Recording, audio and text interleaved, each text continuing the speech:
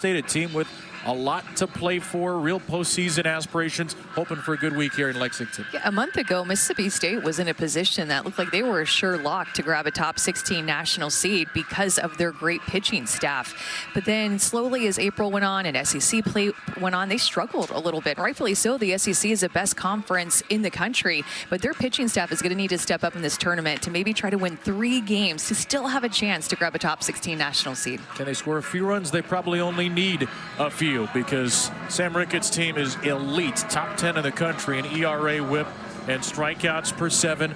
The RPI's 18. The metrics are not quite at top 16 good right now, but they're not that far off. They can pitch and they can also field. Very clean team defensively, the 3rd best fielding percentage in the country. They've got co-aces, Mississippi State, and Peja Gould is one of them. Selected into the AUSL officially yesterday as a professional draft pick. What a year it's been for her, coming up from UT Chattanooga. Yeah, where she was a 2-time SoCon Pitcher of the Year. She had a tremendous career there, and then pitching her senior season here at Mississippi State. You know, I am so excited to watch her pitch in this game. Been watching her from afar with the crazy movement that Gould has a chance to show it off here at the SEC tournament. And we'll see how glad the Kentucky lineup is to see her. The 15th-seeded Wildcats, led by Carly Sleeman, 6 home runs since the start of April. Half of Kentucky's home runs in conference play. It's been just a struggle of a season for Kentucky. 1-23 in the league, but we just saw Auburn 4-20 in the league take down Missouri. Kentucky's got the home crowd at its back, and Carly Sleeman takes ball 1 as we begin our 2nd game of 14 here at the 2026 SEC softball tournament. 2:03 first pitch for game 2 as Gould spins in a strike to make the count 1-1.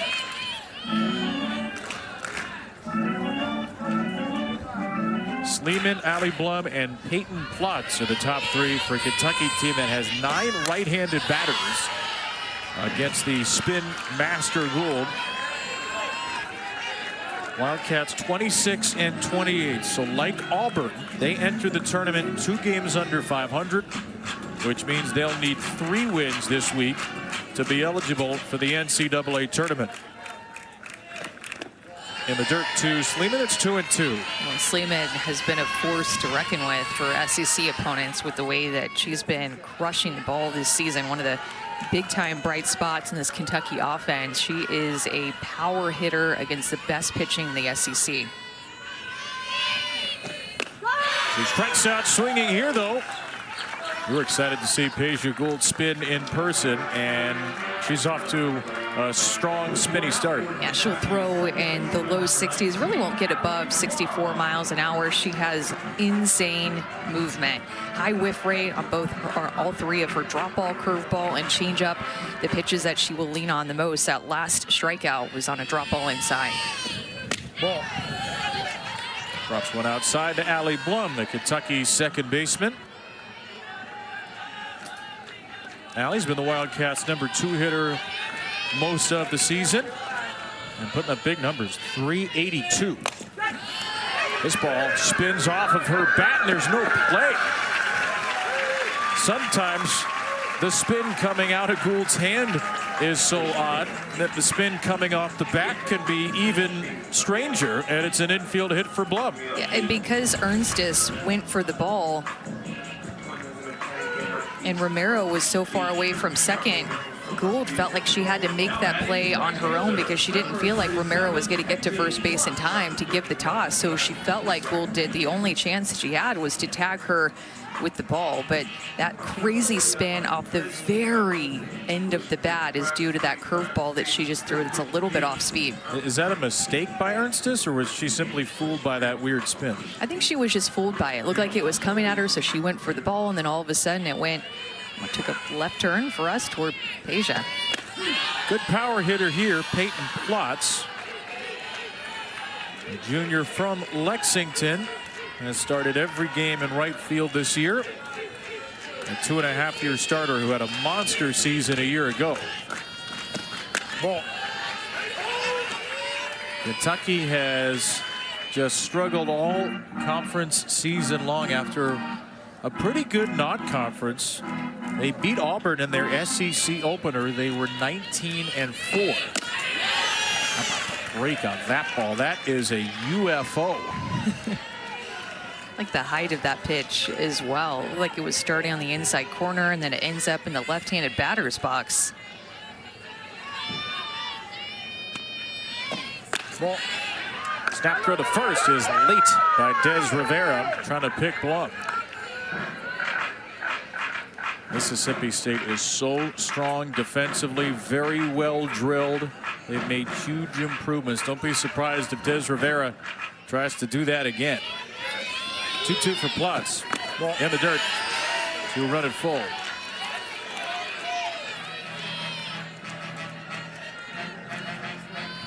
Kentucky just 7-24 in its last 31. 23 consecutive SEC losses into today. It seems unfathomable that Kentucky could make a little run here, but Auburn, who was the only team within 3 games of Kentucky in the league, 4-20, they took down Missouri. So Rachel Lawson's hoping her young team can grow up here. So they have always stuck together. The culture's been great with their team all season despite the tough year. And here come the Wildcats with an infield hit and a walk. A fired up Rachel Lawson sees her team get 2 first-inning runners. That's a great at-bat by Peyton Plotz, who last year Rachel Lawson had said she could very well be the next great Wildcat Peyton Plotz.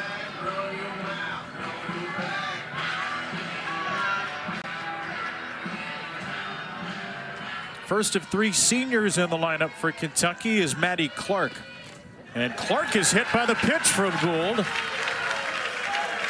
And Kentucky, right from the get-go, puts the pressure on with the bases full of Cats.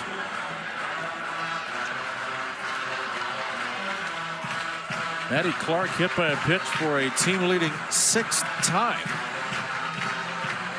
And Sam Ricketts, whose Mississippi State team was for so much of the season in great position to be a regional host, needs to win a few games here and already finds themselves in a spot of danger.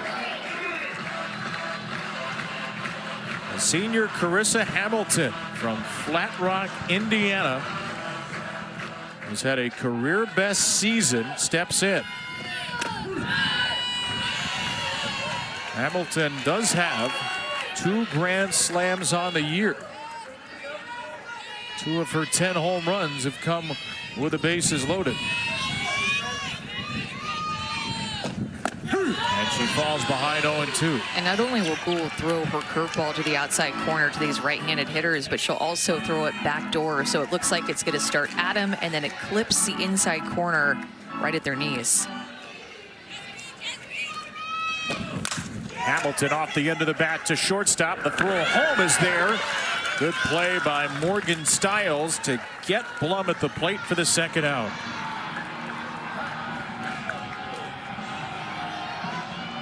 And Kentucky bats a full right-handed hitting lineup, which you're looking at the matchups for Paige Gould is a much better matchup for her because of that curveball. Lefties have a little bit higher of a batting average and chance to hit against her because they're not going to see that pitch as much, but this righty-on-righty matchup is tough.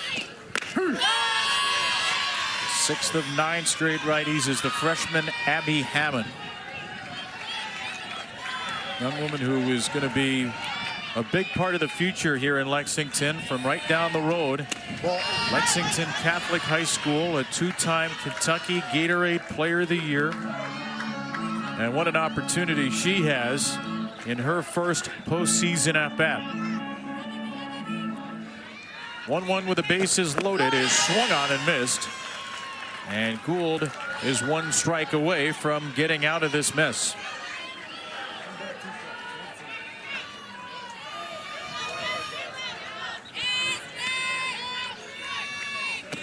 And out of it she gets.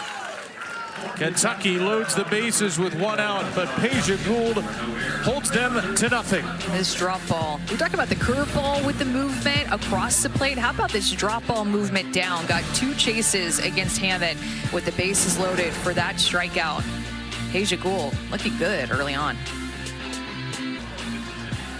The Mississippi State Bulldogs, the 10 seed in this loaded SEC, but still a potential regional host, even with a double-digit seed. Nadia Barbary and Kiara Sells, 26 of Mississippi State's 59 home runs.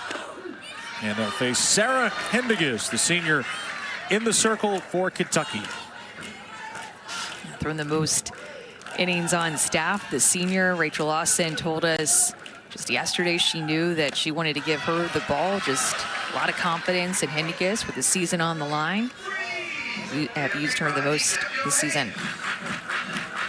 Hendiges began her career at Oregon State, ended here in Kentucky. And 1-2 on Morgan Stiles, the sophomore shortstop. Combination of youth and experience for Mississippi State, 4 seniors. 3 sophomores, 2 freshmen in the lineup.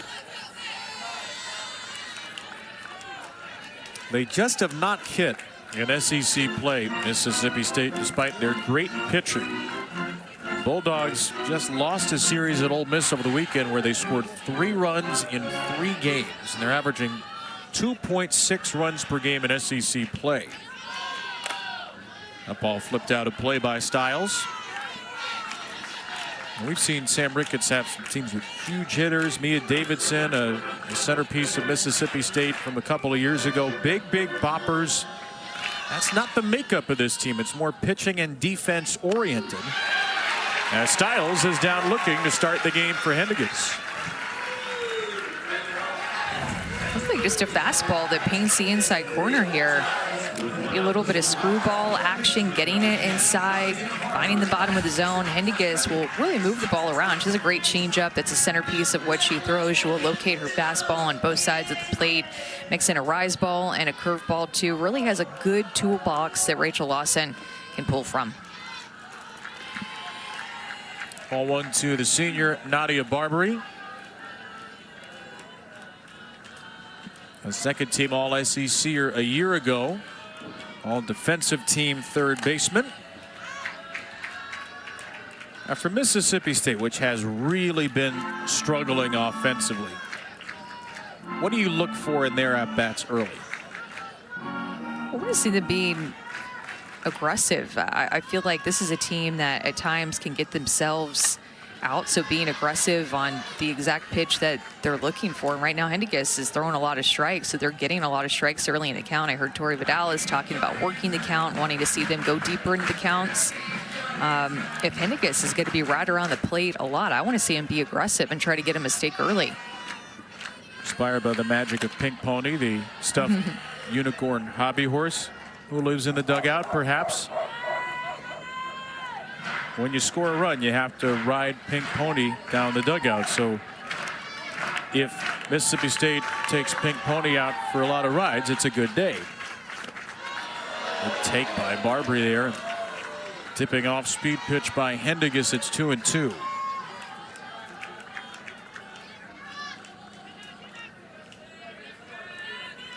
Six pitches to Stiles. She struck out. And the 6th pitch to Barbary slammed to second, sucked up by Allie Blum. 2 up, 2 down for Hendiges to start this SEC tournament.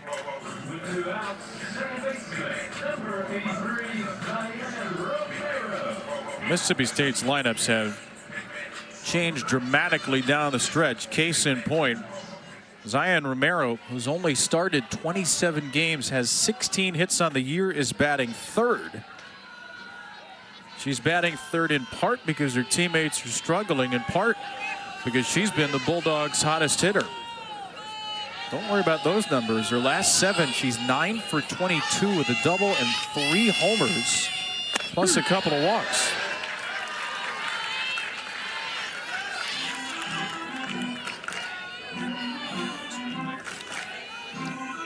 Four multi-hit games on the season for Romero. They've all come in the last 7. A stretch in which she's raised her batting average 83 points.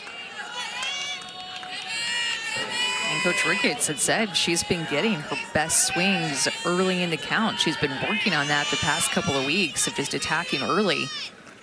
Ball. Good eye there. And, you know, it always helps, too, just to be healthy again and getting back comfortable. Romero did miss 14 games with an injury in February. A 3-1 to her here. Ball. And a couple of close pitches go the way of Romero, who walks with 2 down. Chris Neighbors, our plate umpire here in game 2. Megan Rabins at first, and Anthony Small is the umpire at third.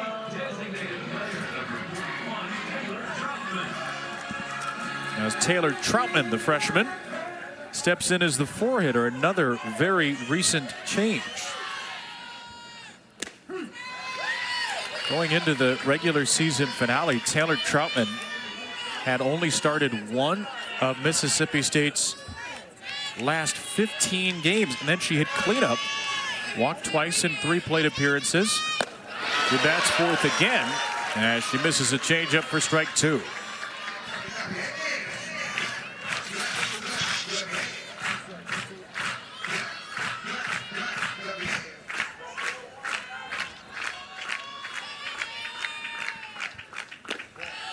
You can see the brace for Troutman. She tore her ACL last fall. Got off to a slower start this year, but she was a big time recruit at a Henderson County High School in Kansas. And couldn't hold here on the swing. So bookend strikeouts for Hendigas in the first inning. Kentucky and Mississippi State in game 2 of this SEC tournament. Hendigas starting this game moving the ball around. Her changeup worked very well at the end of that inning. Kentucky, Peja Gould has been huge in the circle for Mississippi State all season long. She was one of the most coveted players coming out of the transfer portal. And when she talked about why she chose Starkville, she said a huge reason behind it was the fact that the entire coaching staff was on the phone with her when they called and reached out to her for the first time. Asked head coach Sam Ricketts, was there a welcome to the SEC moment for Peja? She said it was probably our first weekend against Tennessee. Peja threw the second game after we lost game 1. She threw a complete 7 innings, kept them on their toes, and you could really see her stuff moving. She said it was working against a really good team. Then to beat Tennessee, it was sort of a moment where Peja was like, yeah, I belong here. This is awesome. It's pretty amazing, Alyssa, what Mississippi State did this year, remaking their pitching staff from mid-major schools. Peja coming from Chattanooga, Alyssa Faircloth from Troy, Layla Amon from Middle Tennessee. 3 players who adapted very well, particularly Gould and Faircloth, Amanda, to the rigors of the SEC. You look at Peja Gould's season. There's that game against Tennessee that Alyssa talked about. There's a 2-hit shutout of Arkansas. There's a complete game, 11 strikeouts against LSU. And she has gone right at some of the best teams in the country. And especially to the fact that she throws 3 different speeds. They went and looked at these transfers data and looked at their spin rate and how much their pitches were moving and what they throw. And for Gould, as she gets a strikeout there on a drop ball, Coach Ricketts said to Taryn Mowat, their pitching coach, well, she throws 3 different speeds. Didn't throw them a lot, but then that is what got Taryn Mowat to perk up. Gets a strikeout on the drop ball there. Of course, we saw Taryn Mowat McKinney be able to help transform Raylan Chafin last year, who had transferred over from LSU and had just played 1 season at Mississippi State and had a tremendous year. And last season, she just didn't have a lot of help behind her. So this year, it was a focus point in the transfer portal for Taryn Mowat McKinney there and Coach Ricketts and his staff to go get a deeper pitching staff to not just have to rely on one. 2007 epic performance at the World Series for Arizona. Throwing every pitch on the way to victory. It's one of my personal favorite Women's College World Series performances. That's something you'll never see again. Nope. What a hire she was by Sam Ricketts now in her 3rd year here. Sam told us that Taryn in the preseason will take every pitcher into the bullpen, and every pitcher on staff, all of them, all 7, whether they pitch a lot or not in the regular season, will get a full hour-long bullpen. Try to figure out what's their best stuff, what makes them tick, how Taryn can work with them. And has she ever hit it off with Peja Gould, who struck out 3 in a row as she cuts down Ella Emmert? Seeing this curveball, this spin come out of Gould's hand, paint the outside corner is probably going to be a strike anyway, but she gets a swing and miss. That curveball is so tough for the right-handed hitters to deal with.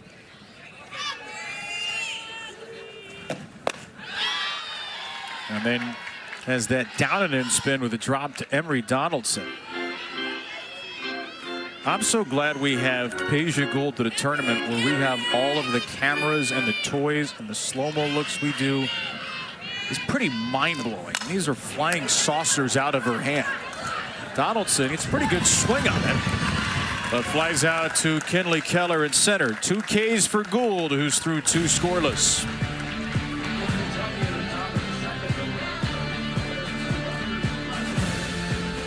Championship last year, with Oklahoma and A&M both being awarded the title due to a Saturday rainout.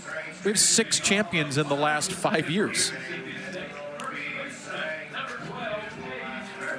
It's breaking your mathematical brain. I know.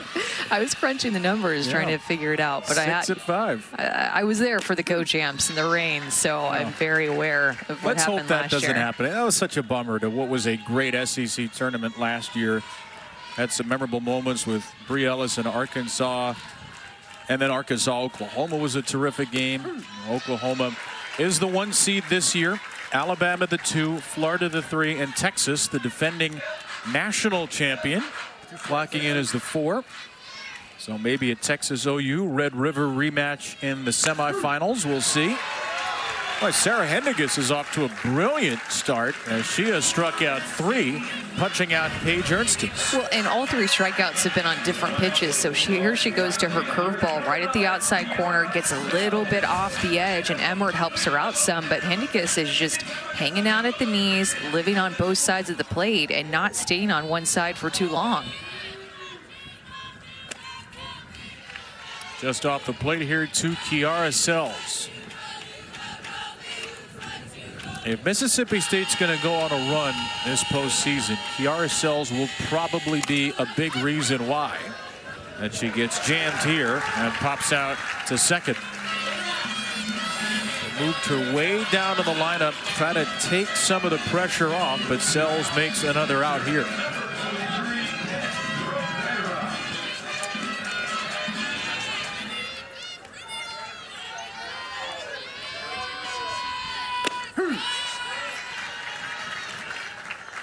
Des Rivera takes a strike.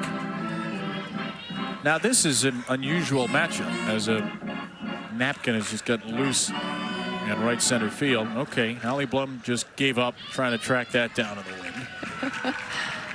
Here's why this is an unusual matchup.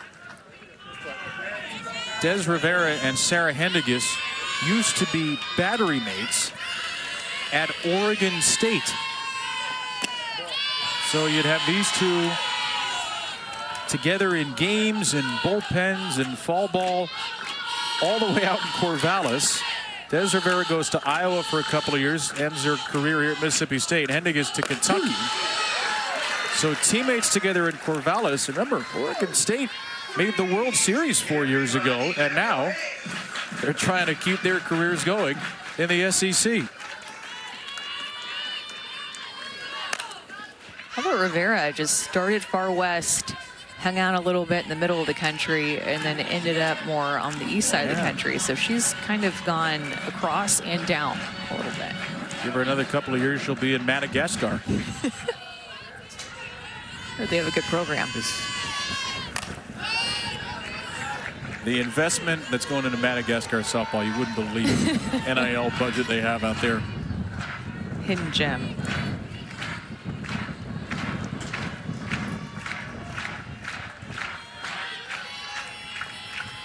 One and two from Hendiges to Rivera. That's strike 3. So one Beaver bests another. Henniges has struck out 4. Gould has struck out 4. Oh, pitcher duel on our hands in Lexington. Henniges is doing such a great job of splitting the plate. She's going in with her screw like that pitch there and out with her curve. Her change is working. Thank you. Yeah, thanks to Rachel Lawson, who's here at John Crop Stadium, which is hosting the SEC tournament for the first time. Stadium in its 14th year. We were asking Rachel about it. She said there's so much that's been done here the last 2 years. Some of the things you see, some that you don't. The berm got renovated in the outfield. Lights are different. Renovated indoor facility. Food trucks that get brought in. This is a great spot. Love seeing all the folks out on the berm here for day 1 and 5. Good little crowd. Gray skies, but overall a pretty nice day. A little windy. The last tournament hosted by one of the SEC schools. Certainly the last tournament for the next 4 years. And we'll see if it's going to be the last tournament forever. The SEC announced a 4-year deal to bring the softball tournament to Toyota Field next year in the Madison, Alabama area, the greater Huntsville area. That's the home of the AA Rocket City Trash Pandas. How excited are you to say Rocket City Trash Pandas over the next 4 years? Been waiting my whole life for it. Wasn't sure if I was ever going to get to say it. Now I feel like I'm like locked in that it's going to happen next year. Huntsville, largest city in Alabama, going to be hosting us next year, 2027 to 2030. That ballpark will be turned into a softball stadium. Well, excited to see that next year, but excited to be in Lexington here. It's always been fun for us to go to these different sites and see the different SEC towns, get to hang out. Lexington, Athens last year, Auburn, Gainesville years beforehand. Let's see if the Wildcats can make a run on their home diamond. Remember, Kentucky needs 3 wins to qualify for the NCAA tournament.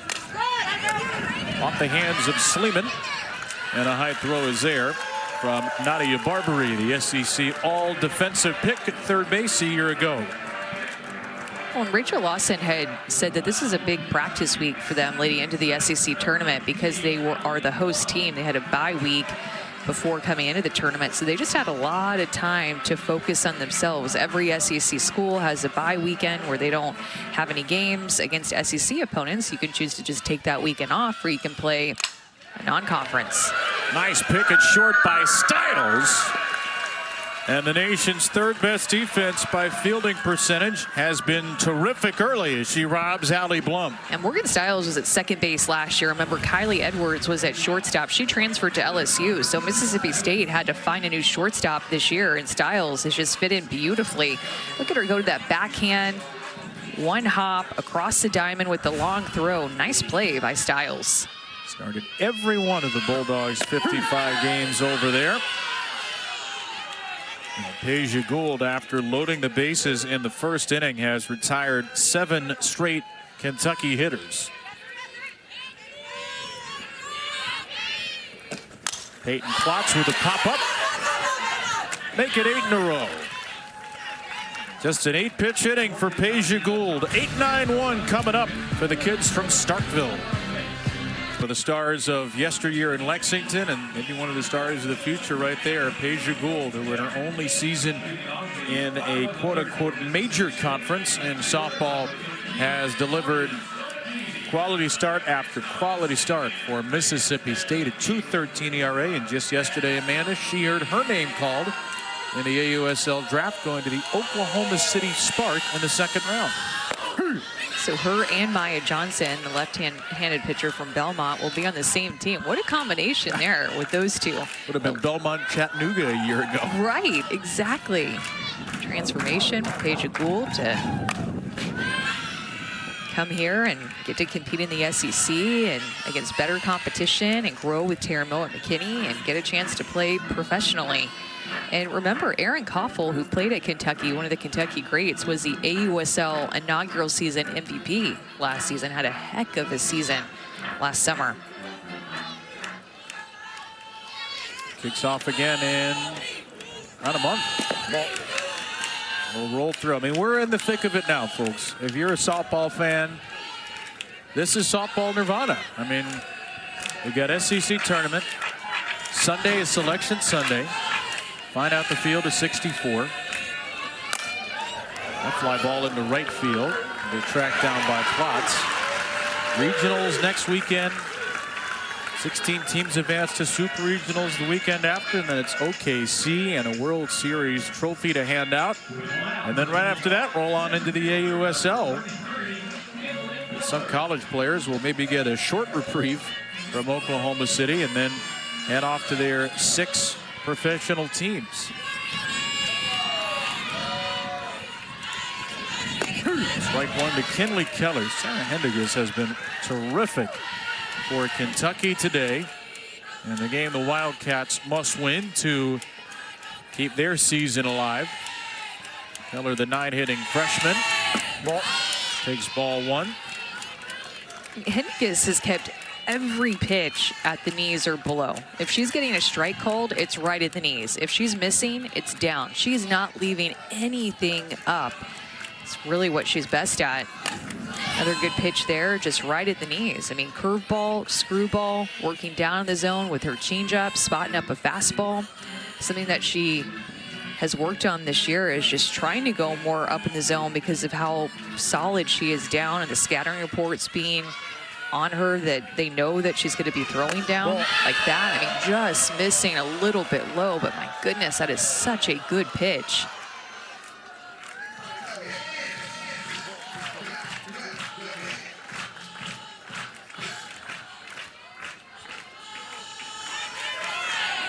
Ball 3-2.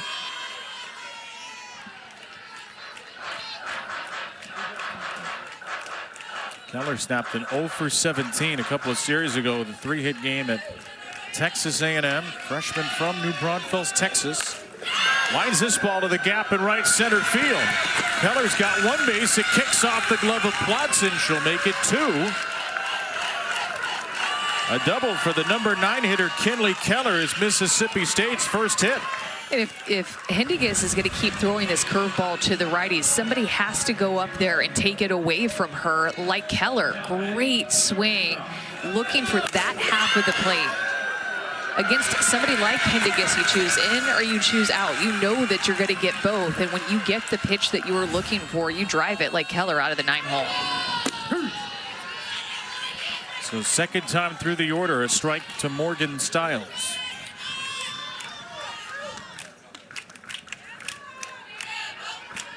The sophomore from Athens, Alabama. Fouls one away as we go to Alyssa Lang.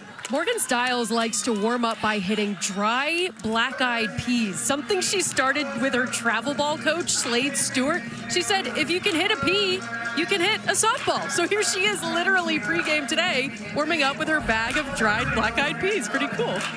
That is the modern version, Alyssa, of if you can dodge a wrench, you can dodge a ball, I think. Well, you ever heard of that, Amanda? That's an interesting warm-up routine. Yeah, I think you've been around this sport long enough. You've seen just about everything, Kevin. I've definitely seen that before. But notice, too, she wasn't just using her regular softball bat. She was using a thinner hitting tool version, right? So it made it even harder because the softball bat is going to be a little bit wider than the tool, the bat that she was hitting with the black-eyed peas. It makes it even harder. Well, let's see if the Black-Eyed Peas BP works out in her favor. Stiles takes ball 2. Well, last year, Sam Ricketts told us that the one hitter that Riley Chafin or Josie Marin didn't want to throw to until February was Morgan Stiles. They thought in fall ball she was going to be one of their most special players before she even played a competitive game for Mississippi State. Didn't commit until the day before signing day. Her senior year had initially been committed to Oklahoma State. It's a very good program. Reopened that commitment her senior season and has been a mainstay for Mississippi State in her 2 years. Pounds this ball to third, and it just took foul before the bag. So tough because Hendiges to these right-handed hitters is just hanging out on the outside corner. She's really clipping the corner, wanting them to chase right at the knees, and then every now and then she tries to jam you inside like that last pitch to Stiles. It's hard to get your barrel there. Ball just off the corner in ball 3. It's a great take. Ninth pitch of the at-bat coming after the Keller double. Styles, left field. Oh, it's off the glove of Riddle. Alexa Riddle had it go right off her glove into the corner, and Mississippi State takes the lead. A seemingly routine play that clanks off the leather of the freshman. I went down to right F7 down to my scorecard, and then I looked down and the ball's over in the left field corner. Just took her eye off of it, thinking the play ahead. Not sure what happened there, but big mistake to lead to the first Mississippi State run. Mistake out there by a freshman in left field. The third error against Riddell this season. Kentucky has been the second worst team in the SEC in terms of fielding percentage, .959. And that error opens the door and opens the scoring for Mississippi State as Rachel Lawson wants to chat with her pitcher.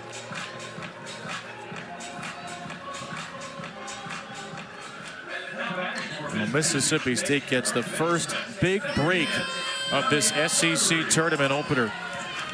A two-base E7.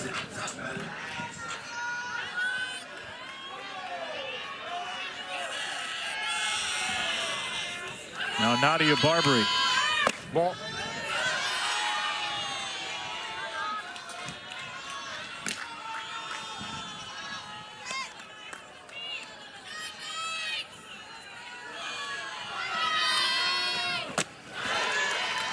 The conversation with Rachel Lawson was likely about that pitch, the changeup. I don't know, that's what my gut tells me of Hendiges being able to throw that changeup through the zone and throw it for a strike. She'd gotten away from it where it was missing a little down. It's a foul ball. It's 1-2.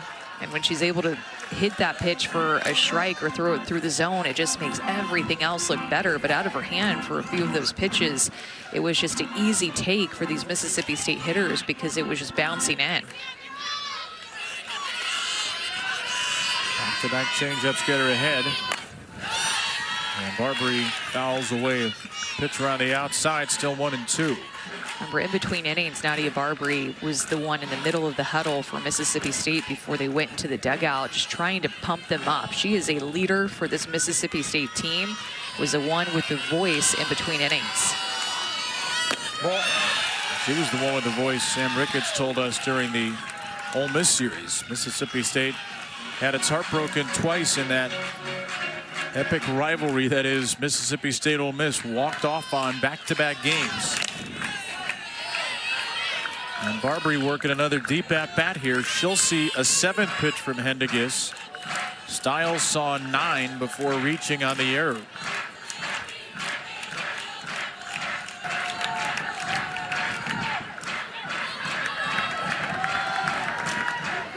The RBI leader for Mississippi State. Barbary stays alive again.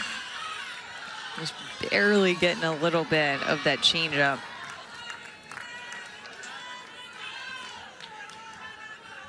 What do these swings tell you if you're calling pitches? That one right there tells me she's just guessing. A little bit out in front, kind of just swinging with these 2 strikes. Good take there. You could tell she was just trying to hold her barrel back as Hendiges tried to go up in the zone. Change up again. A little change up or that curveball in the outside corner right at the knee. She has to be careful there. Or she goes way inside and gets a strikeout. How about that? The full playbook is open. The back of the Cheesecake Factory menu. Strikeout number 5 for Hendiges. But that's what makes her so tough to hit against, right? Because she can throw her changeup through the zone. She can work both sides of the plate. Here she goes with her screwball and gets, I don't know, about a ball off the plate. Good location. Barbary thought it was a walk, and Hendiges gets a K. Was there anything she didn't throw in that sequence? 5 strikeouts for Hendiges. The run officially is unearned in the inning.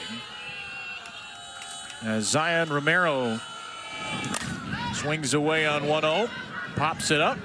Allie Blum makes the catch. An unearned run for Mississippi State puts the Bulldogs on the board. And that comes out of her hand. Peja Gould, so good. We're talking about RPM in terms of spin rate at 2,200 plus, 2,300 plus. Her curveball can move 13 inches side to side. The only hit was an infield hit back to her from Allie Blum. Walked Peyton Plotz, hit Maddie Clark.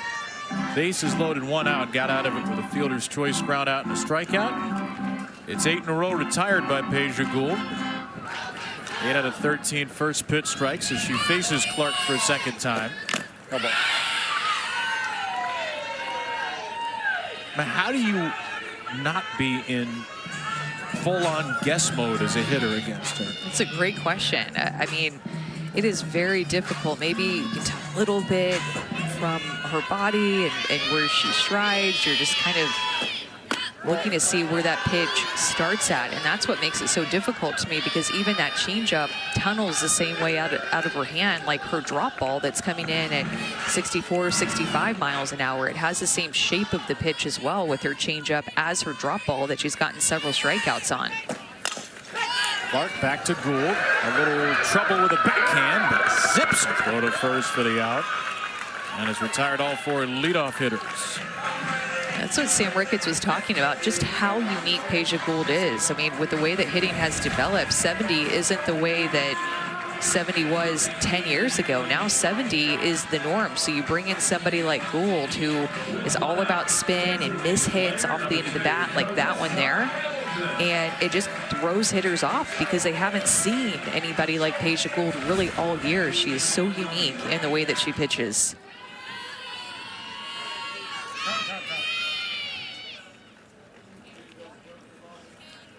Time called for Des Rivera. I know you're up here. You're not right down on the field, but I want to put you in the hitter's brain. What are you trying to pick up if you're facing Peja Gould? What cues can you possibly see for a pitcher with this many weapons and this much variety and spin?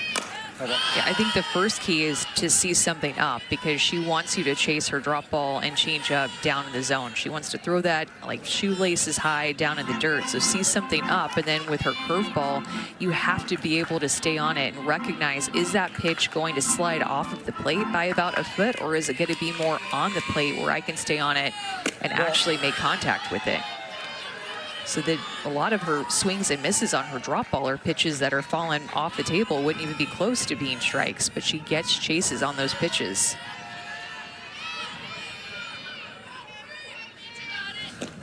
Marissa Hamilton fouls one back. Speed down to 51. I mean, we're talking about a whiff rate with Peja Gould in between 30 and 40%, which is extremely high. And against righties, it's even higher. Or I should say, if it averages between 30 and 40%, it's at the upper end of high 30s against right-handed hitters, because she just spins her curveball that much better against the righties.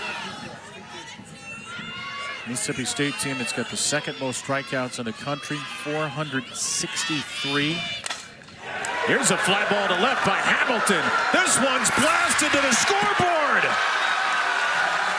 Carissa Hamilton hits one higher than her headshot.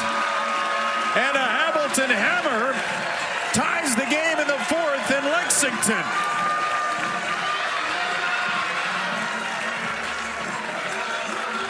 I guess she figured out the spin. This is staying on it. A curveball, exactly what we were talking about. Get a curveball that is up, and that one isn't even really that far up. It's really not a bad pitch at all, but because Gould has been living down with her drop and her change and throws that curveball down, Hamilton's eyes are down, and she gets her barrel down to that pitch, and she is so strong on time to tie up this game. 241-foot shot. Nearly cleared the scoreboard. Adds to her career high with 11 home runs, and it's the first time she's hit a game-tying home run this year.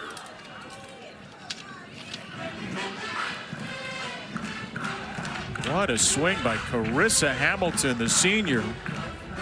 And what could be her final game. Camera ready and was curveball ready on that 2-2.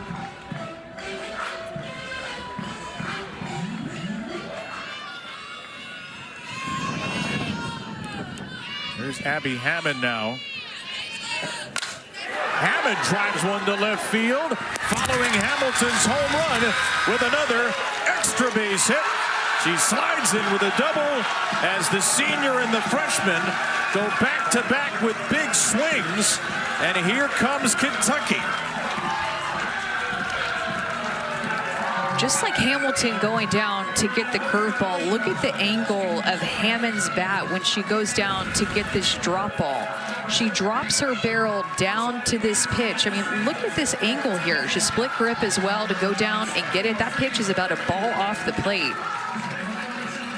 headed down toward her back foot, but Hammond beats the pitch from its movement, or just stays down with it, swings a little bit lower likely than where she thought it was going to be, and gets the bottom half of the ball to drive it to the outfield.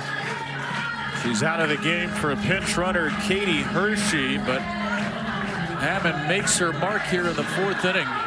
Just her 7th extra base hit of the year. And that's Carissa Hamilton, who's been a 3-year starter, big part of the Kentucky past and present. And Abby Hammond, who may be the future here in Lexington. Pretty special stuff for a Kentucky team that has been down and out all season in SEC play. And now Alexa Riddell with a chance at some in-game redemption. Well, you can tell that Kentucky is keen on down pitches against Peja Gould. I mean, they're able to go down and get that curveball, able to go down and get the drop ball. She needs to be able to show something a little bit up. Or, great idea there, expand the zone down and see if they're going to be looking for that pitch. You have to move that pitch about a ball or two down and see if they'll chase, like Riddell just did right there. Riddell dropped a fly ball in the 3rd inning. It led to a run on an error, and she expands again. It's 1-2. It's so telling when a hitter gives so much away to you. If they're going to swing at that, there's no reason to bring a pitch higher. Maybe think about throwing a changeup through that same tunnel down in the dirt. She does, but it skips away from Des Rivera. And the pitch runner Hershey advances to 3rd. It's a costly ball 2. A wild pitch advancing the go-ahead run to 3rd with 1 out.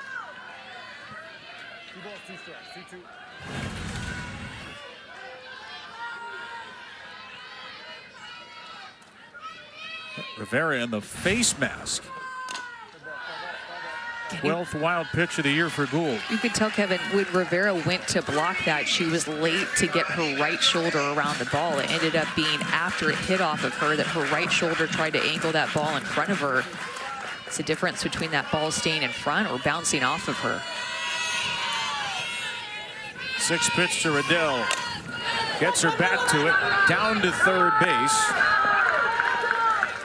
And Barbary throws out Riddell, holds the runner Hershey at 3rd, and there are 2 away.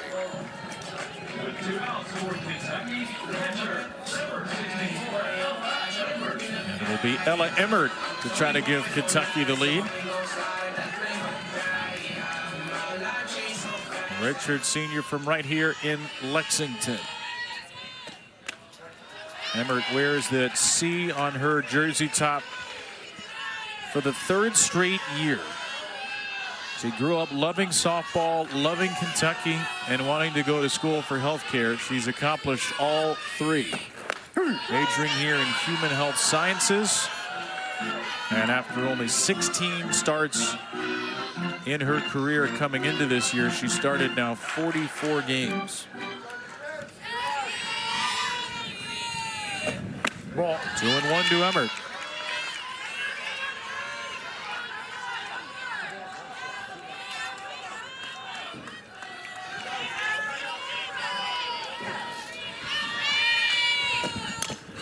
Check swing, strike 2. kind of a half-hearted swing on a hitter's count there. Those are the types of swings, and in a game like this, season on the line, runner at third base, you have to have your best AB and believe in every swing that you put out there. That 2-1 count showed big-time hesitation. Emmert strikes out swinging. Kentucky strands the go-ahead run at third, but ties the game on a Carissa Hamilton home run. Getting this curveball and going down to get it. Carissa Hamilton, this power. That curveball just did not get out enough. It was down at the knees, but Carissa Hamilton scooped it out of here. The 11th home run of the season for her. Game. Tennessee, the winner of the next one. What are you looking forward to tomorrow with what we know? Interested to see how Arkansas comes out to play. I really thought about that because we have a lot of games tomorrow and a lot of good teams, but Arkansas coming off of that series win in Austin against the defending national champs, and I thought looked really good top to bottom. Seeing if that momentum will carry into the SEC tournament. It's stupefying that Arkansas is a 7th. Yeah. They're literally #1 in the country in RPI. Courtney Deifel has another great team. They are projected somewhere around maybe a number 4, 5 overall seed in the NCAA tournament, and yet they're the 7th seed in this league. They've played a crazy league schedule, too. Not that anybody's played an easy league schedule. And these two teams can turn around and say, how about our schedules? Mississippi State's the only SEC team to play all 8 series against quad 1 opponents. 3-2 here for Taylor Troutman. State went just 2-6 in SEC series, but they played a whole bunch of these teams. Arkansas, Alabama, 1-2 in the RPI, Texas, Florida, and Oklahoma, and then Tennessee. That's 6 of the top 8. Out to second base in Allie Blunt. Troutman is retired in a 1-1 game to lead off the bottom of the 4th. Yeah, this is definitely, the type of tournament where every game it feels like it has some seeding and national or NCAA tournament implications, whether it's just getting into the tournament or a bubble host for a super regional, grabbing a top 8, or in Mississippi State's example, trying to grab a top 16 seed.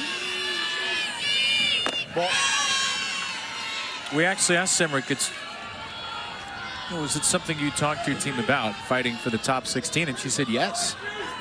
She said Nadia Barbary and Morgan Stiles thought it might be a good idea to address it with the team. And like everyone's talking about it. So last week we talked about it. We cleared the air on here's where we're at. Here's what our resume says. Here's what we need to do. And it's a big priority, she said, in our program. They have never hosted a regional route.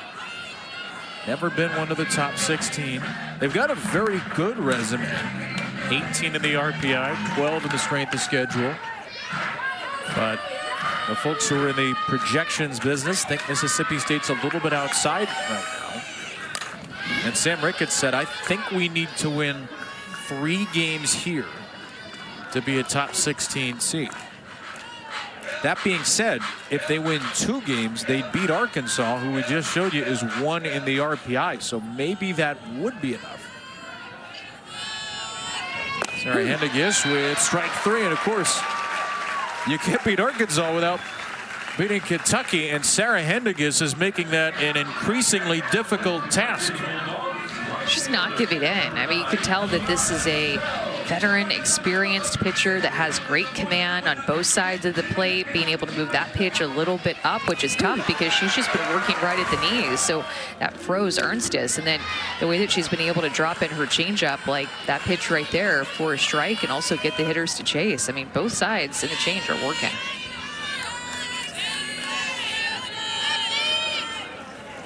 Ball. Hendiges' ERA around 7 in SEC play. Really struggled as his Kentucky team did. They had a 7.22 ERA in the league, and yet she has allowed just 1 unearned run today. Ball. Dangerous hitter Kiara Sells in a 2-1 count.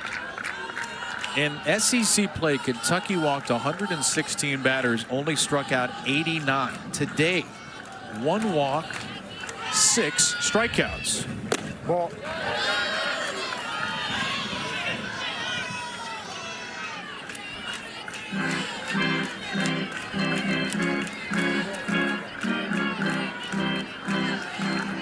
3-1 for Sells. Eight's home run leader. She takes a 3-1 changeup for a strike. See that very often unless a pitcher has so much confidence in that changeup to throw it in a 3-1 count, knowing that you have to have a strike there.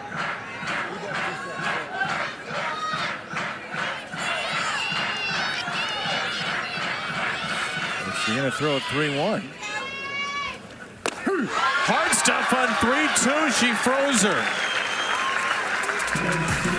7 strikeouts for Sarah.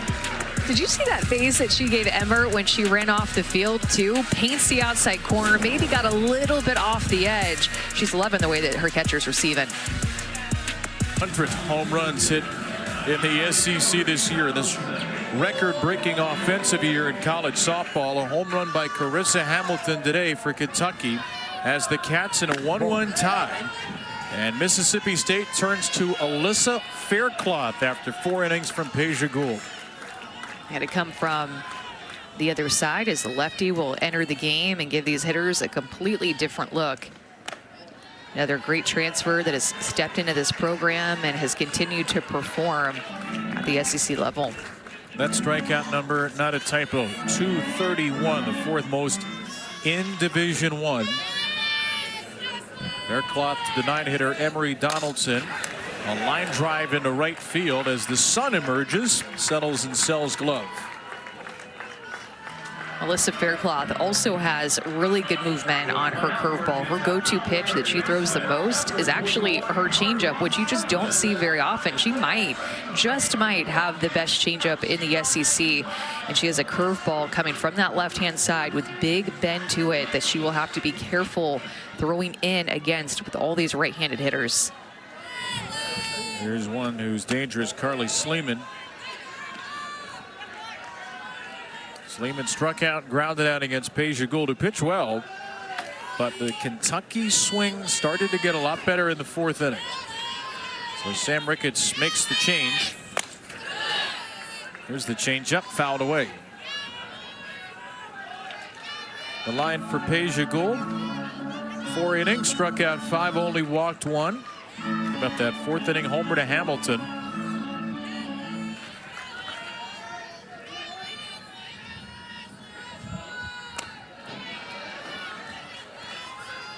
Have to be really careful against a hitter like Carly Sleeman too, who, I'm telling you, I feel like every series that I watched Kentucky play when I was tuning in, she was hitting a home run in one of those SEC series. She's been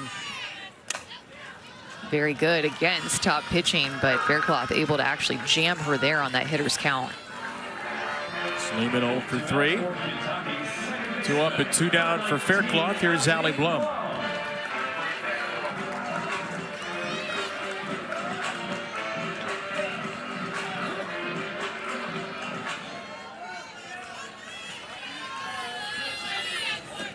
Ball.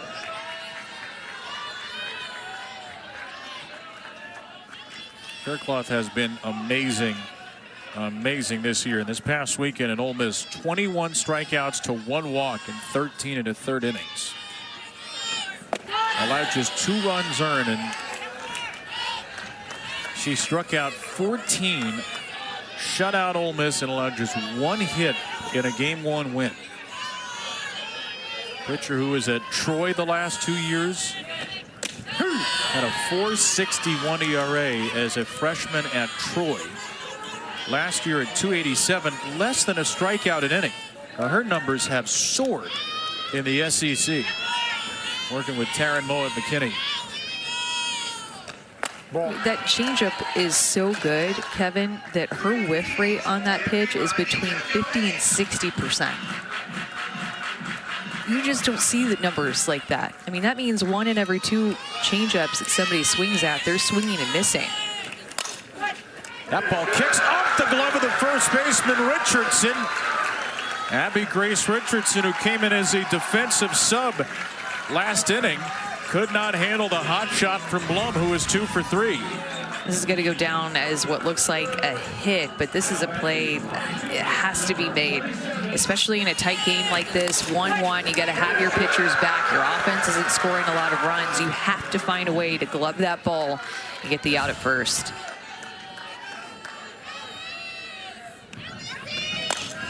Now a ground ball to shortstop. Another chance on the infield.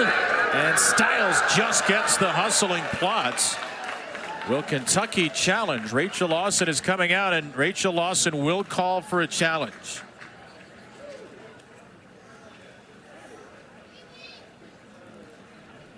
The ruling of out at first base is being challenged by Kentucky. The play is under further review.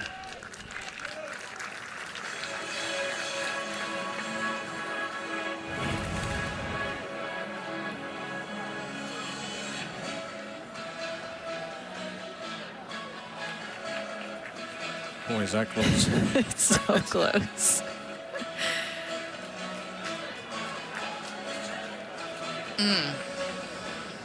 Well, you have 2 challenges, and then starting in the 6th inning, you can ask for a crew chief review. So certainly a good idea for Rachel Lawson to try it here.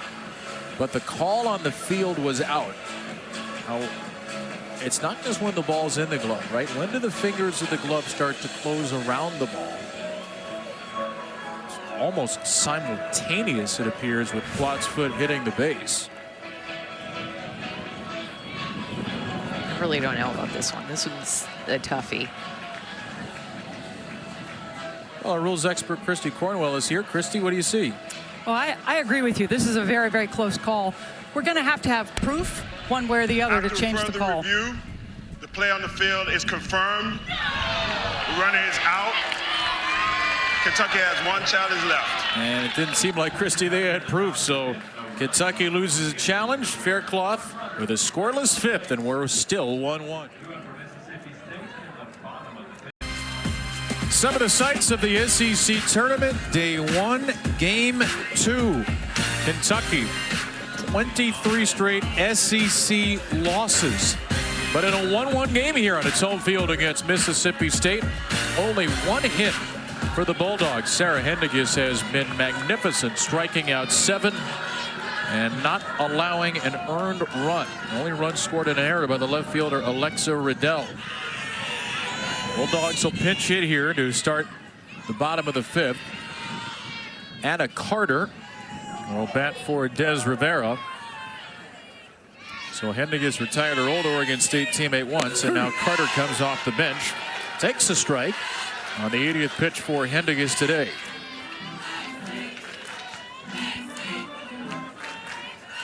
Kentucky must win 3 games here at the tournament to become NCAA tournament eligible. The odds not in their favor. They won their SEC opener against Auburn. They have dropped 23 in a row since. 12 of those 23 losses run rules, and yet here they are, Amanda, in a 1-1 game, and Sarah Hendiges pitching one of the best games of her collegiate life right now. Well, and Coach Lawson talked about how many stress innings Sarah Hendiges has pitched this year.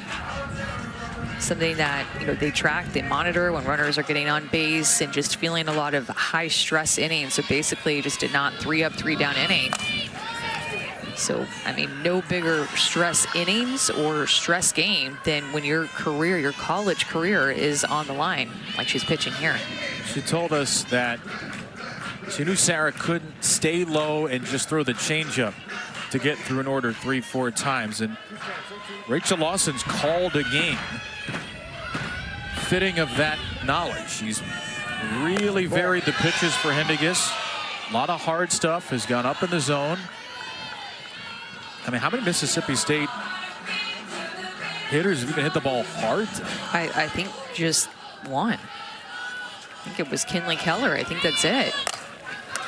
This ball floated into center. Donaldson started back, comes in and makes the catch, and Hendiges has retired the leadoff hitter all 5 innings. And so that's the dilemma, too, for Mississippi State. You talked about how the past few years, and Sam Ricketts has been a part of their program. They've really been known for their slugging percentage and home runs and offense. And their pitching hadn't necessarily been the star of the show in their program. But now that the pitching is the star of the show in their program, their offense has just not been producing. And the first pitch strike, that one to Morgan Bernardini. Bernardini had started every game this season until the finale Saturday. Every game but one until Saturday. Back in the lineup today, but she is 0 for 2. After the run scoring error, Amanda, 7 straight retired by Henniges. Yeah, she's been on just a tear. I mean, not trying to do too much. Like, I like the way that she's living off the edges. I think the umpire is giving her some pitches at times and just helping her out because she's just not giving in and bringing stuff over the middle of the plate. She's not making mistakes. Ball.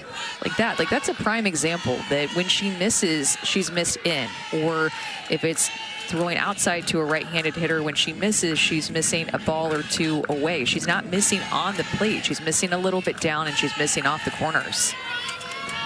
Ball. How important is that for pitcher, knowing where to miss? Oh, it's huge. With all of the offense that is happening in our game right now, I know that you can attribute that to about 20 different things. But one of the things that you see the most when you're calling games is that pitchers are just making mistakes out over the heart of the plate. I mean, sometimes it's a pitcher's pitch that's getting hit out of the ballpark or hit into the gap, but oftentimes it's due to a pitcher making a mistake out over the heart of the plate. When they're missing on the plate instead of off or down, or if they're a rise ball pitcher missing up.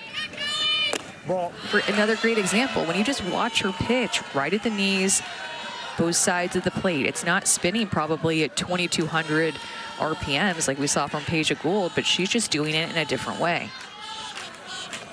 Kenley Keller with a line drive, just foul. Anthony Small throws his hands up on a ball that nearly kicked up some chalk dust. She's by far had the best swings. We talked about, has Henniges even been hit hard? I mean, here's one example that just barely is foul, but Keller was the one that had the hard hit off of Henniges earlier in the game, her last AB. And she is on with a walk. Well, Mississippi State wins today. Kenley Keller is probably not going to be in the 9th spot tomorrow. She's got the only hit, one of the 2 walks, and she flips the lineup card over for Morgan Stiles.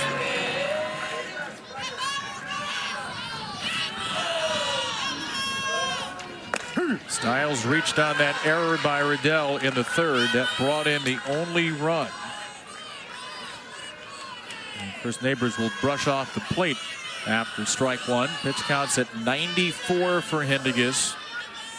Kentucky has the middle of its order coming up in the 6th, including Carissa Hamilton, a home run hitter.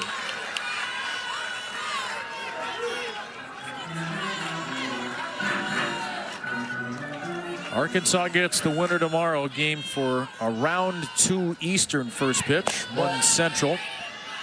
First game will be 11 a.m. Auburn, Texas A&M. Game 2 approximately 35 minutes after the conclusion of game 1, right around 2 Eastern, our schedule.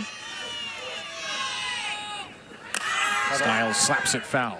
So Henniges in this at bat trying to throw a couple of pitches more up in the zone against Stiles. She hasn't gone up a ton, but been able to locate a pitch in the hands when she's needed to. But the one thing that you have to think about as a pitcher is when you're starting to do something like that differently with your body, you have to be able to adjust back to be able to get the pitches down like she's been good at.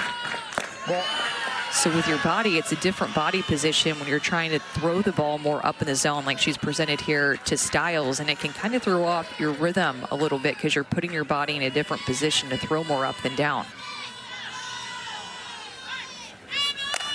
He's back up here. That looked like a hittable pitch. Well, and you have to be careful because of that. So as Rachel Lawson is trying to mix things up, that was a changeup. That was the most elevated changeup by far that she has thrown this entire game. And it was a little bit faster, too, coming in at 56. Making sure that you get your body on top of these pitches that are supposed to go down. Gets it back quickly, throws quickly, fouled away again by Stiles. She works pretty quick, huh? Like, I feel like she gets the ball and she's just ready to go still with 7 or 8 seconds left on the pitch clock. Which is interesting because what you pointed out, the most elevated changeup high, is she going to take a second to breathe? No, right back into it, into the next pitch. Working at a rapid pace. trying to extend her career in Kentucky's season. Win or go home for the Wildcats. The 8th pitch to Stiles, the 101st of Hendiges' game. Fouled away again.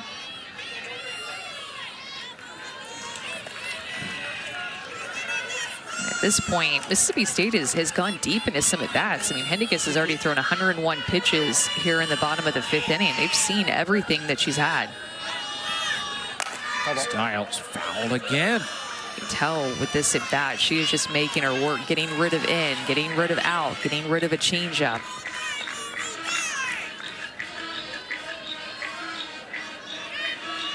All you have to do as a pitcher this deep into an at-bat. You just have to be so focused and continue to believe in yourself that you can make a pitch and get her out. High fly to left by Stiles. Riddell hangs on to the Stiles fly ball this time. And on the 10th pitch, Hendiges maintains focus, maintains the one-hitter, and maintains the tie. Are they heated blankets? Yeah. That's what I want to know. They look weighted. We'll see you all after the game. You fine folks on this 60-ish degree day. First pitch was 69 today for game 1. I don't know what it is right now.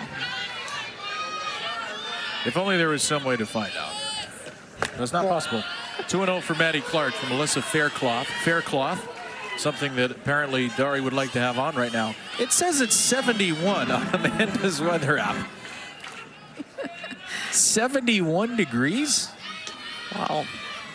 We've gotten a little bit soft out there in left field, I think. No gloves and blankets. Now, which Lexington did you check? Lexington, Wisconsin? I've had an analyst make this mistake already this year, so you got to make sure you put it in the right city. I'm Lexington, Kentucky. Okay. Right. Yeah. It's a strike to Maddie Clark.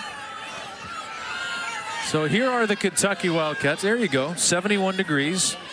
I mean, the wind, it must feel like 22 with the wind. Yeah, exactly. 16 miles per hour. It's blowing right to left right now.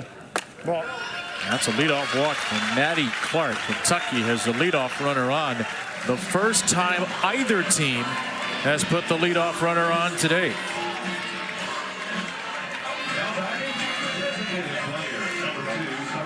And here's the home run hitter from Kentucky. And her potential final college game.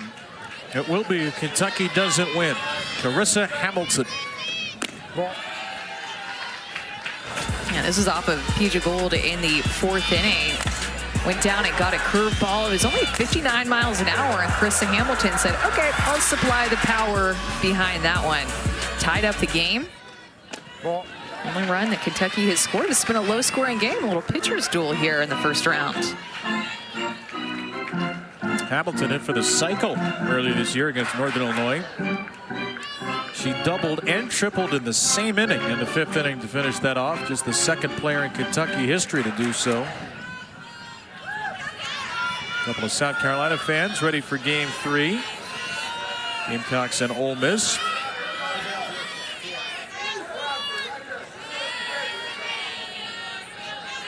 (2-0) for Hamilton. High drive to deep left. Hamilton has done it again. Another Carissa crusher. 2 home runs, all 3 RBIs. The Kentucky Wildcats take the lead in their home stadium.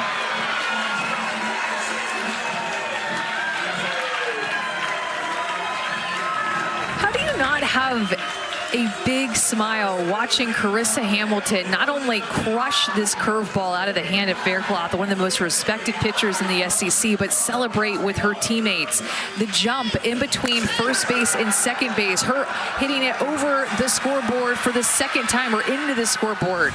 It was all about the reaction for me in between first and second base, jumping in the air, celebrating with their teammates, looking to the dugout, and then sprinting around the bases to do more of it.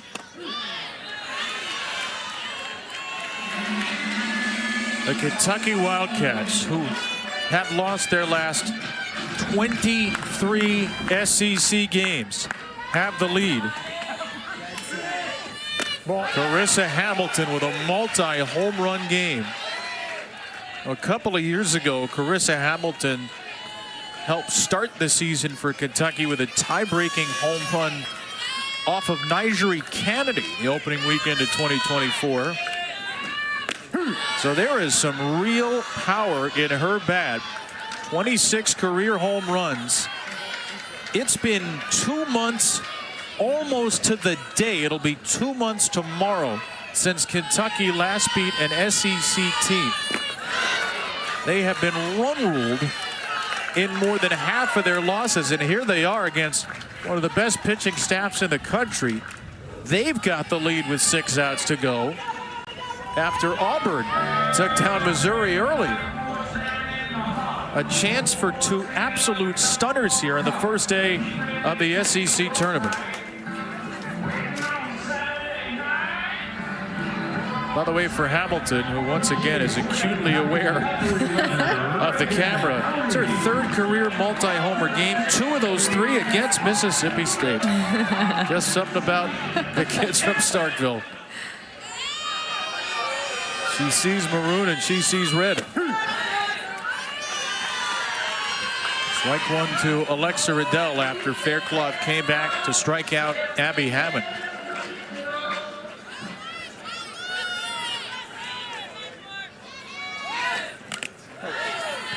You know, with the curveball that Carissa Hamilton hit out of here, it can be so tough for a left-handed pitcher to throw that curveball inside to righties. And that's why we were saying earlier, like, you have to be so careful, because if not, then somebody might hit a home run off of you and you get to wear the whole glasses. And what do you call the thing that you put on your head? I don't even know.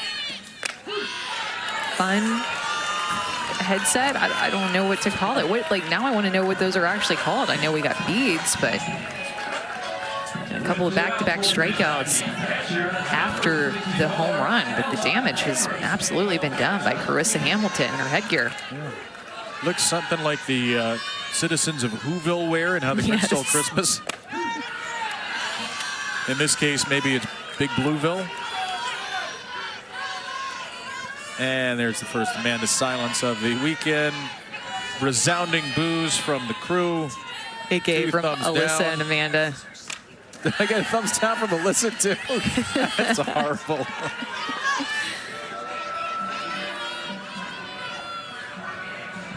Two home runs, 3 RBIs. Typically the starting first baseman, Abby Hammond, starting at first for just the 3rd time this year. Maybe there's something about Carissa just focusing on hitting and hitting only today. I mean, she's homered against both pitchers now, Gould and Faircloth, both of whom have put up all SEC type seasons.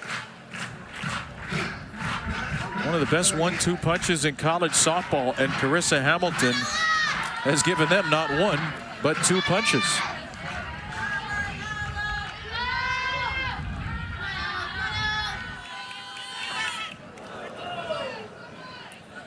That pitch a little bit low to Ella Emmert. Hey, it happens, guys, okay? It happens. If you're a pitcher, you've done something like this before. Just fell out of her hand and then hit back behind her and then ended up bouncing really high over her. So ball 1. And then Emmert with a pop-up. A 2-run home run by Carissa Hamilton. More 6th-inning home run drama here in Lexington, Kentucky. It is fun when teams are playing for a bid in the NCAA tournament, in the SEC tournament. We don't get to see this very often. And the senior, Carissa Hamilton, wants more games on her field with her team. Corner for her 7th strikeout has been the pitch that has helped set up the inner half to get 7 strikeouts for Henniges today. One of her best starts of the season for a Kentucky team that has lost 23 straight SEC games. They beat Auburn to open SEC play. They could have easily packed it and folded here. 12-run rule losses. Played a crazy schedule.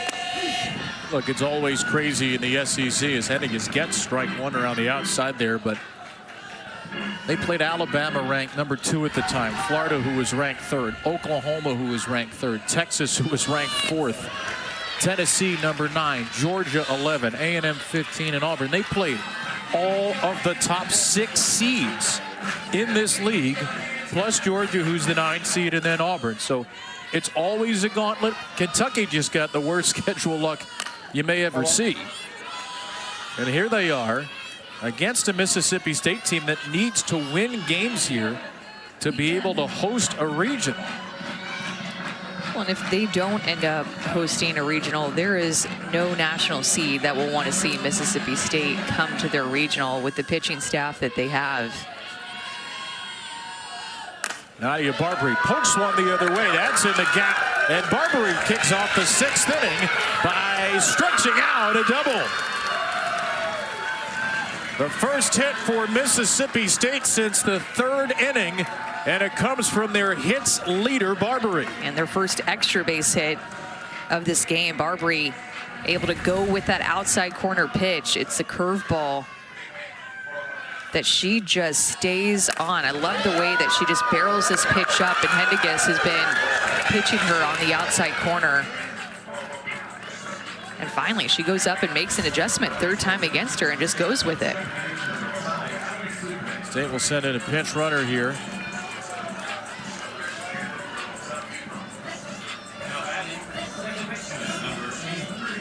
Ali Supan, the freshman, comes on to run for Barbary.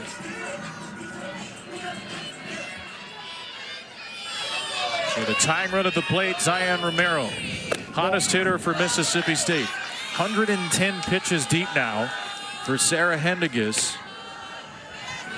How much does she have in the tank? How well has Mississippi State seen her by this point? 2-0 for Romero. Kentucky's got a couple of pitchers up. Freshman Haley Nutter, the junior Mackenzie Aslonzi are both up. 3-0 for Romero.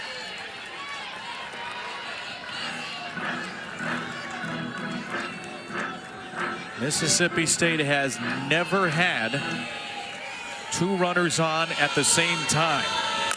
Romero swings on 3-0. A ground out with a green light. Supan does go to 3rd. That's a big first out for Sarah Hendiges.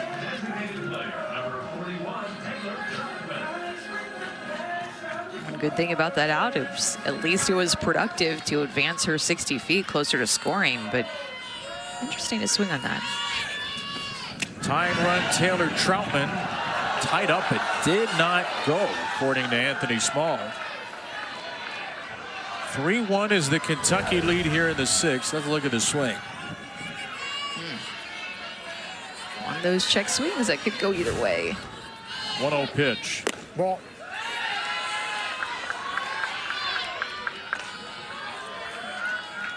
2-0 for Taylor Troutman, the Bulldog cleanup hitter. Kentucky, the 15 seed, leading the 10 seed Mississippi State 3-1 in the 6th. With a runner at 3rd and 1 out. It's now 2-1 to Troutman.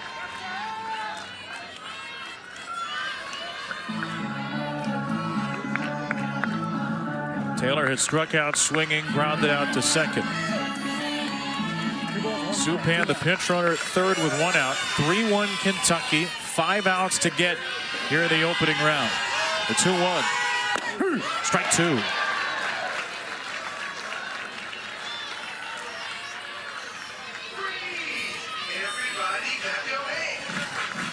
Hendiges is still largely living on the shadows of the strike zone. Here's her 2-2 pitch. Swing and a miss. Strikeout number 8. Sarah Hendiges wants this game. You can tell every pitch she is painting corners and changing speed. It's just a masterpiece that she is pitching, and the way that all of her pitches are working, and she just is not giving in. Abby Grace Richardson. Richardson goes after the first pitch. A high fly to left field that will die in front of the wall. A leadoff double, nothing more. Hendiges shuts the door in the 6th. the top of the 7th. And despite the struggles of SEC play, this is a Kentucky team that beat in-state rival Louisville at the end of April. They did it while setting a new single game program record, with 25 hits. Rachel Lawson told us that it was just a reminder that they can do these things. We can situationally hit. We can put runs across even when we're down. Seems like they're calling back to that reminder today. Yeah, it's not just a 23-game losing streak, Alyssa. You're right, in SEC play, they have games in between that midweek games, and that midweek game may feel a lot more important now. It may feel like a guidepost, just a reminder to Kentucky that there is something more than their conference record. Leading 3-1 as Emery Donaldson pops up to shortstop, and an out for Alyssa Faircloth starts the 7th. It's got to be so hard to do, Amanda, to keep a team that's lost 23 straight conference games motivated, to keep them in the fight. But Rachel Lawson said the culture this year has been great. She said our team has stayed together, taken so many blows in different ways, no opportunity to get momentum, but it's honestly been surprising to her how close-knit this team has stayed. Even through all the adversity and challenges and injuries, it's just been able to keep that culture together. And when you enter into the postseason, into the SEC tournament, it really does, as a player, feel like a reset, like a new season. You have your non-conference schedule that you play in February and into March. That's one season. And then you have your conference schedule in between that as another season. And then once the postseason hits, it feels like a completely different season. But it's like a mindset switch that you can have that just is a little bit freeing for players. And I think that we're seeing that from both Kentucky, and we saw that from Auburn in our first game. 2-1 Carly Sleeman. Ball. This season's been such a struggle for Rachel Lawson, but she said to us yesterday, you don't let one small period undo 19 years of softball. And the success she's had here, been the greatest run in relatively short history of Kentucky programs. 652 wins in 19 years, 16 straight NCAA tournaments. Only 12 programs have made the tournament 16 years in a row. Fighting for their lives here. On a ground ball to the shortstop hole, Stiles' throw is a one-hopper in time to get Sleeman. Well, the best thing that you could do as a shortstop making that long throw is give your first baseman a nice, easy bounce. This ball just took Stiles so deep into the 5-6 hole, but she creates that bounce with the throw that Richardson, her first baseman, can then make a good stretch on. Not an in-between hop. That was a perfect one hop to first base.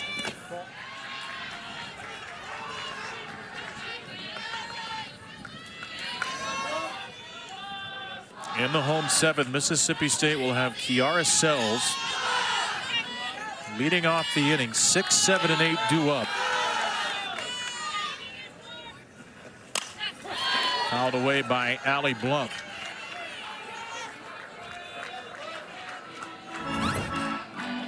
Des Rivera be the number 2 hitter in the inning. Anna Carter pinch hit for her.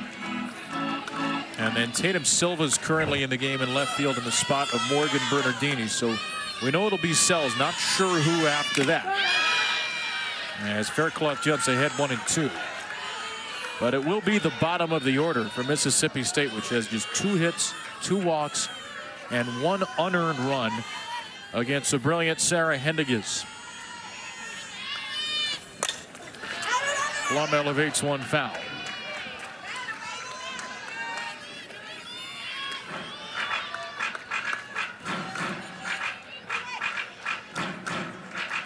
Allie Blum has 2 of the 5 hits for Kentucky.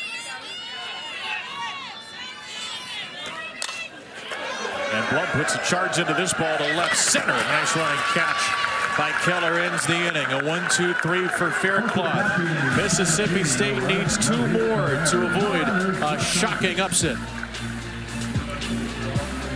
Conference play with a win. Vibes were high. 1-0 road victory. 2 months later, and they still haven't won a second conference game, the longest streak in SEC history. 23 consecutive SEC losses. They are 3 outs away from going from a 1-23 SEC regular season to a 1-0 SEC tournament. Sarah Henniges has thrown every one of the 121 pitches Mississippi State's seen today. She's allowed hits on only 2 of those 121.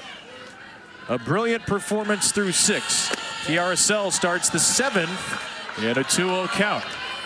Henniges, I think, is going to have to dig deep here. She's already thrown 122 pitches. It's not been easy in terms of the at-bats that Mississippi State has put together. I'm sure feeling a little bit fatigued at this point. Every pitcher is, every player is at this point in the season when you work your way into May. So she's going to have to dig deep to find a way to get 3 outs and continue to not give in. She's been so good at it this entire game, meaning give in over the heart of the plate. She's made very few mistakes. 2-1. Sells is out in front of back-to-back pitches. That was a carbon copy there. Kiara Sells moved down in the lineup to try to take some of the pressure off. In Sam Ricketts' words, these are great numbers in the 6th spot, but she struck out and popped out today. Henniges has really dominated her. Pitch number 125 is hit fair off the glove of a diving Sleeman, and it'll be a leadoff hit. Just the 3rd hit of the game for Mississippi State, and the Bulldogs will bring the tying run to the plate. And Kiara Sells, talking about dig deep, she dug deep to just battle off this inside pitch, trying to move up and in her hands, gets her barrel there. Really, for the first time, I've seen a Mississippi State right-handed hitter get to that pitch. Des Rivera back at the plate after Carter pinch hit for her in the 5th. These two had played together before they came to Oregon State, both out of the state of California. Rivera blasts a fly ball to center field. It'll fall shy of the warning track. And Henniges and the Wildcats are 2 outs away. How about this? In a couple of years at Kentucky, 2025, 2026, Sarah Henniges has never picked up a complete game win in an SEC game. She has one SEC complete game this year. It came against Texas A&M. She allowed 9 runs. This is quite literally uncharted territory for Henniges in Kentucky blue. Morgan Bernardini re-enters and takes ball 1. I think about maybe some nerves too, Kevin, that she's likely feeling, knowing that she's a senior and probably feeling like she needs to be perfect here in the 7th inning. Trying to come away with a win to extend her team season and extend her college career. Bernardini, only 9 walks on the year, not typically a very patient hitter. And she chases ball 3 there.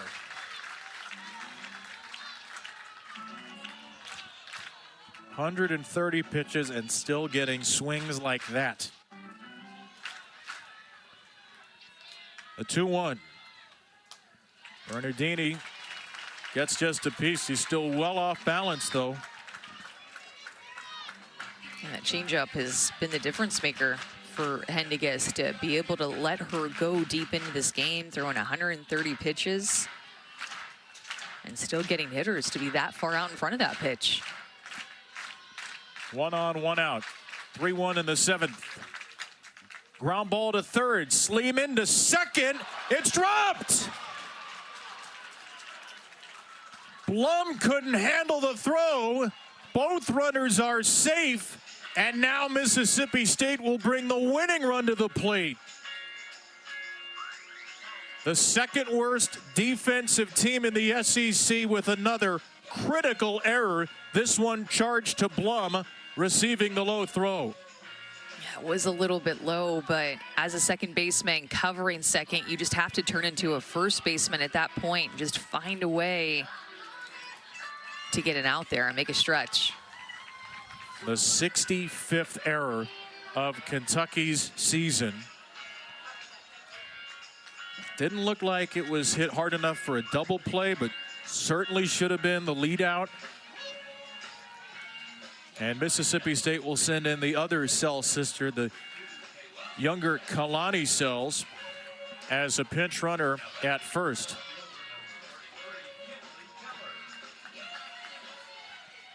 Well, the Bulldogs only have 9 comeback wins on the year. Kinley Keller, the batter, she has had the best at-bats of the day. She doubled in the 3rd inning, which was the only Bulldog hit for 5 innings, and then walked in the 5th. She is the winning run. And she takes ball 1.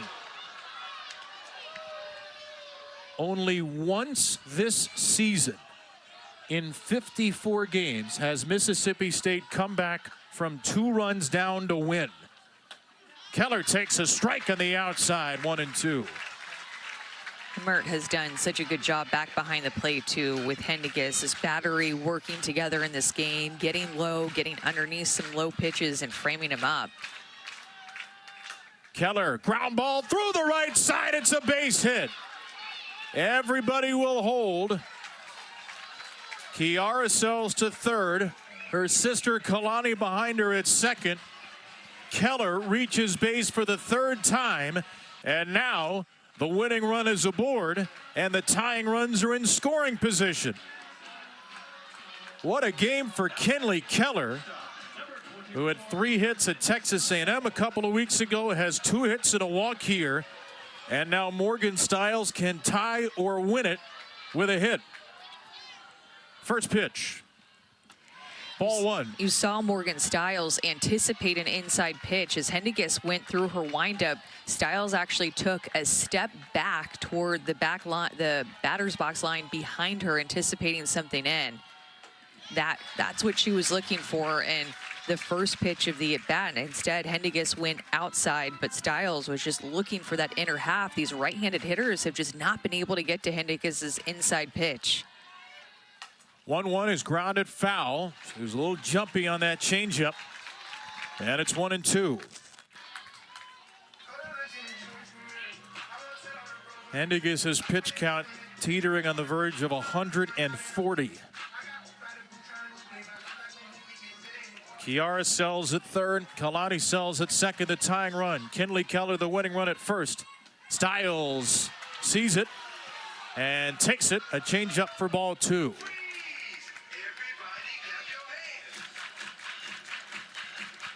Morgan Stiles in her 55th start of the season. The Bulldog leadoff hitter swings and grounds the ball into center field. Sells will score. The other Sells will score. Stiles ties it, and the winning run, Keller, goes to 3rd. Mississippi State, with just 2 outs left, has stitched together a rally in the 7th. Watch Stiles get her barrel to this inside pitch. Finally, backs a little bit off of the plate. It's a pitch that she was looking for, the first pitch of the AB. Able to quickly get that pitch out in front and get on time with it. Mississippi State hitters have just been so jammed up with that Hendiges inside pitch. They have not been able to barrel it up. Haley Nutter will try to some way, somehow get out of this for Kentucky.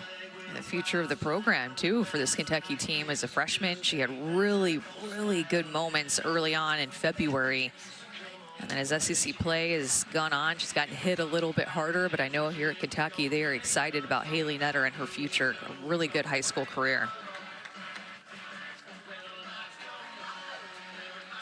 Well, Mississippi State, which looked lifeless offensively for 6 innings, only had an unearned run. Came to life here in part because of another error. An error against Allie Blum on a throw from Carly Sleeman at 2nd. Would have been the 2nd out of the inning. Instead, put 2 on for Kinley Keller, who singled to load the bases. Morgan Stiles tied it with a 2-run hit. Keller, the winning run, is at 3rd. And it's Nadia Barbary, who's been in the middle of every team huddle today, the senior leader for State, trying to walk it off. First pitch to Barbary is inside. Remember the last two Mississippi State games last weekend, they were walked off on by Ole Miss. They've had their hearts broken. Now they're trying to do the same to Kentucky. Barbary takes ball 2. I have a feeling they're going to be really careful around Nadia Barbary. Potentially want to load the bases to get Romero up instead of pitch to really the heartbeat leader of this Mississippi State team in Barbary.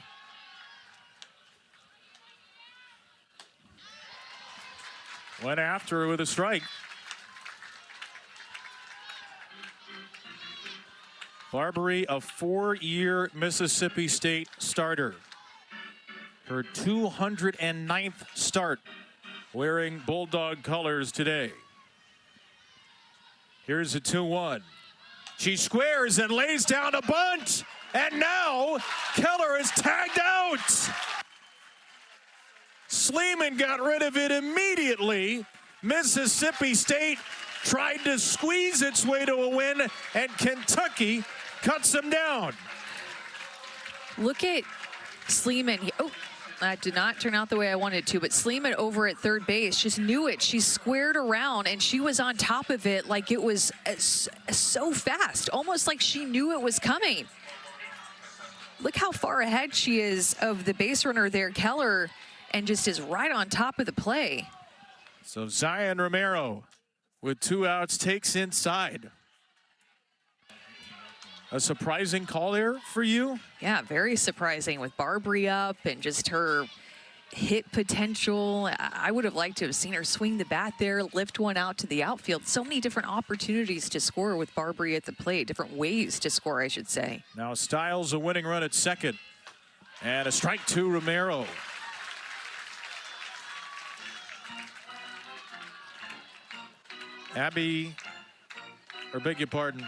Haley Nutter had a great February, 7-1, a 1.52 ERA, has a 9.76 ERA since. Looking for 2 monumental outs. That's too tall for Romero, and it's 2-1.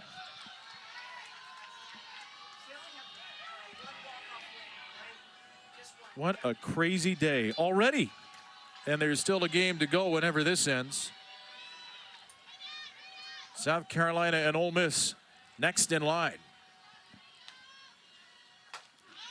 Strike to Romero, it's 2-2.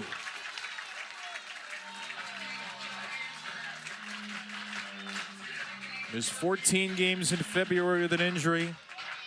Hadn't played much till the last few weeks, has been Mississippi State's hottest hitter. Can she deliver with 2 outs and 2 strikes? She takes high to run the count full. Well, it's worth noting, too, rain starting to come down here, so just something that Haley Nutter, the freshman, is going to have to deal with. Pitching in this little bit of rain, still a really hard wind toward left field. The 3-2 pitch with 2 on and 2 out. We'll wait. Rachel Lawson's going to come out.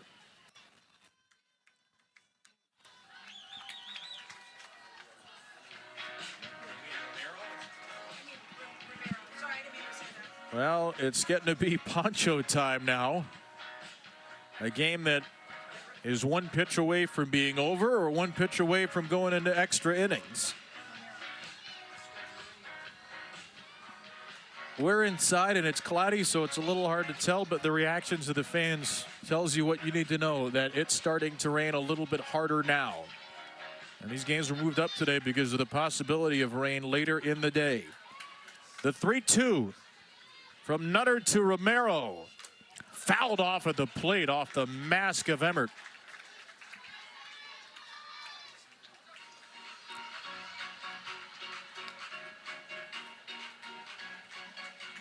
One walk-off win for Mississippi State this year. As Taylor Troutman, whose spot is next in line, off of Carlin Pickens with a home run. They don't need a homer. They just need a base hit from Romero. Stiles will be off and running on a 3-2 count, so anything to the outfield should score her. Here's another 3-2. The freshman Nutter to the sophomore Romero with the game on the line. Fouled away. The plot thickens.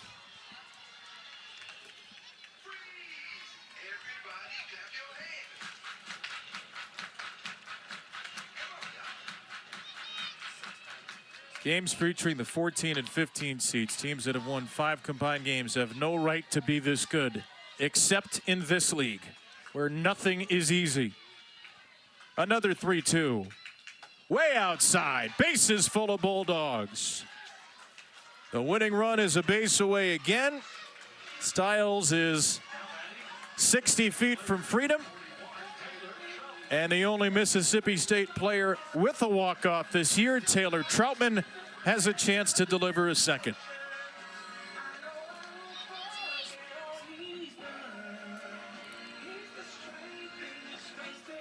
You believe we have 4 more days of this? No, I'm looking forward to watching all the other games that we aren't calling. First pitch, strike to Troutman.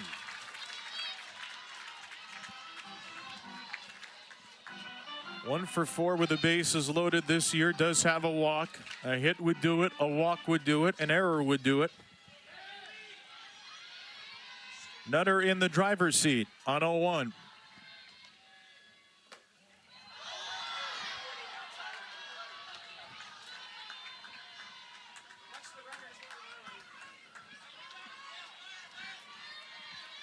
Taylor Troutman 0 for 3 against the starter, Sarah Hendiges, who pitched her guts out, 141 pitches.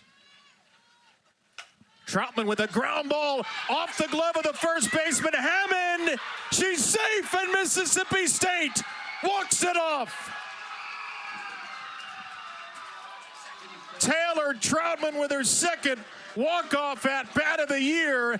Mississippi State storms back to score 3 in the 7th and pick up their first walk-off win in the SEC tournament since 1998.